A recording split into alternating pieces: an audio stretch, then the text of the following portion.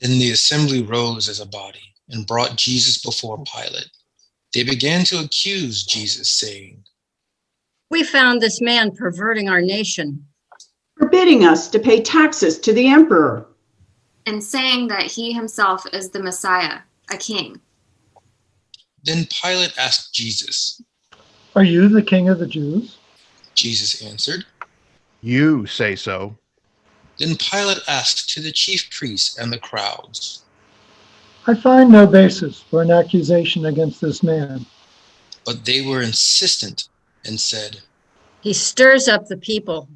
by teaching throughout all Judea, From Galilee, where he began, even to this place. When Pilate heard this, he asked whether the man was a Galilean. And when he learned that Jesus was under Herod's jurisdiction, Pilate sent Jesus off to Herod, who was himself in Jerusalem at that time. When Herod saw Jesus, he was very glad, for he had been wanting to see him for a long time, because he had heard about Jesus and was hoping to see him perform some sign. Herod questioned him at some length, but Jesus gave him no answer. The chief priests and the scribes stood by, vehemently accusing him. Even Herod, with his soldiers, treated Jesus with contempt and mocked him. Then Herod put an elegant robe on Jesus and sent him back to Pilate. That same day, Herod and Pilate became friends with each other. Before this, they had been enemies. Pilate then called together the chief priests, the leaders, and the people, and said to them, You brought me this man as one who was perverting the people. And here I have examined him in your presence, and I have not found this man guilty of your charges against him. Neither has Herod, for he has sent him back to us. Indeed, this man has done nothing to deserve death. I will therefore have him flogged and release him. Then the elders all shouted out together, away with this fellow! Release Barabbas for us. Barabbas was a man who had been put in prison for an insurrection that had taken place in the city and for murder. Pilate, wanting to release Jesus, addressed them again, but they kept shouting. Crucify, crucify him. A third time, Pilate said to them, Why? What evil has he done?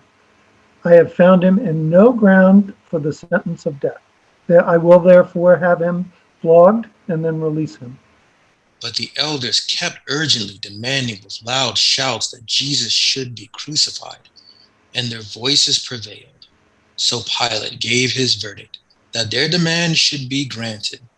Pilate released the man they asked for, the one who had been put in prison for insurrection and murder, and he handed Jesus over as they wished. As they led Jesus away, they seized a man, Simon of Cyrene, who was coming from the country, and they laid the cross on him and made him carry it behind Jesus. A great number of the people followed him, and among them were women who were beating their breasts and wailing for him. But Jesus turned to them and said, Daughters of Jerusalem, do not weep for me, but weep for yourselves and for your children. For the days are surely coming when they will say, Blessed are the barren, and the wombs that never bore, and the breasts that never nursed. Then they will begin to say to the mountains, Fall on us, and to the hills, Cover us. For if they do this when the wood is green, what will happen when it is dry? 2 others also, who were criminals, were led away to be put to death with Jesus. When they came to the place that is called the Skull, they crucified Jesus there with the criminals, one on his right and one on his left. Then Jesus said, Father, forgive them, for they do not know what they are doing. And they cast lots to divide his clothing, and the people stood by, watching. But the leaders scoffed at him, saying, He saved others. Let him save himself. He is the Messiah of God, his chosen one. The soldiers also mocked him, coming up and offering him sour wine and saying, If you are the king of the Jews, save yourself. There was also an inscription over Jesus that read, This is the King of the Jews. One of the criminals who were hanged there kept deriding Jesus and saying, Are you not the Messiah? Save yourself and us. But the other rebuked him, saying, Do you not fear God, since you are under the same sentence of condemnation? And we indeed have been condemned justly, for we are getting what we deserve for our deeds, but this man has done nothing wrong. Then he said, Jesus, remember me when you come into your kingdom. Jesus replied, Truly, I tell you, today you will be with me in paradise. It was now about noon, and darkness came over the whole land until 3 p.m, while the sun's light failed, and the curtain of the temple was torn in two. Then Jesus, crying with a loud voice, said, Father, into your hands I commend my spirit. Having said this, he breathed his last. When the centurion saw what had taken place, he praised God and said, Certainly, this man was innocent.